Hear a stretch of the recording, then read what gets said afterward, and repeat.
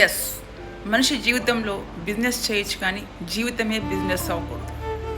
మన జీవితంలో ఒక గంట సేపు మన కోసం కాకుండా 10 మంది కోసం, అది ఒక ఆడ మనుషుల కోసం, వారి యొక్క మానసిక శారీరక ఆరోగ్యం కోసం శ్రద్ధతో, అంతర్గత శుద్ధితో ఈరోజు వరకు దాదాపుగా 13 నుంచి 15 సంవత్సరములు అవుతున్నప్పటికీ కూడా ఈ రోజుకి కూడా మనం ఏ రోజు ఇంకా చాలే అనుకోకుండా మన లైఫ్ టైం అచీవ్మెంట్గా దీన్ని మనం పెట్టుకోవడానికి ప్రధాన కారణం స్త్రీ యొక్క ఆరోగ్యం.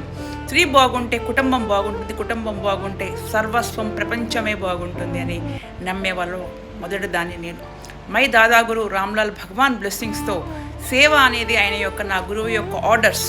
కాబట్టి ఈ రోజుకి మనం ఎక్కడ కూడా కమర్షియల్ చేయలేదు. అవసరమైతే ఆశ్రమాలను కూడా వదులుకున్నాం. డబ్బులు కలెక్ట్ చేయండి ఆశ్రమం డెవలప్మెంట్స్ కంటే.